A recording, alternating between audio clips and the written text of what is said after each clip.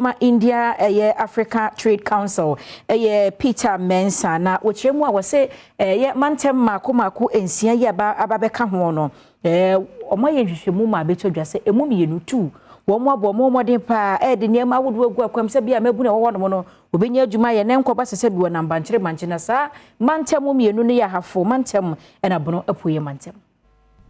Executive Director no ewo Indian Africa Trade Council Peter Mensa ebo apro eko Ahafo region eko ho enwuma bi a ewo ho ebi ni plywood company a ewo mem odi to dwa se osofo no na ewo Ahafo onipa bi obo ne ho modern pa odi to Adom news centralfo enim se papa yi nipa bi a wotu kwan eba wo mo Indian kromu ede betu onenim se wo mo emra Ghana ha na wo mo mehwe enema papa bi ewa ha na wo mo nso etimi de wo mo nimde ene wo mo sika ahyem na aboa emabunu no odi tudwa se womo bepiemu ewo Ghana ha no aka wona koma se womo ebeboa na womo ede womo ahoden ne womo sika ewura eye agudie etuomu timba adwumadie mu ene nnwuma hodo bi a eka ho. Ahafo regional minister Bono is minister so we mo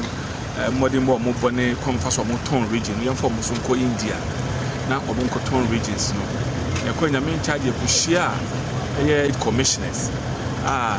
nkuru bebre no mo ko ye presentation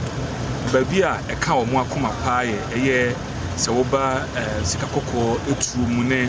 other minerals ya na ohwa Ahafo bi wo ha pa afene ye hwe agro commodities and then agrochemicals afei yesande ye hwe ko be faso e be ma ye e-vehicles ye bicycles and tricycles so na eni me kaka ho ba timber enti na presentation mo koye no na eka investors ya koma se da bi so mo aba ho no so mo be ka asem no mo ma na nye trada o mbe ba be di akida be hwe ba bia Bono East ni wo na ba bia Ahafo no wo wakasa wie no Ahafo regional minister George Boachi enso ensem odi tu dwani na be 50-60% there ambassador also I do invitation address yemra e ko to Ahafo akire wo se da be ya ni nyina no ye nyina emrante de mabo adwuma o menya yi ntina ma ye bre yangobo boa na se e bi ye ni ho kra na ye chi no eso aba fi se ni na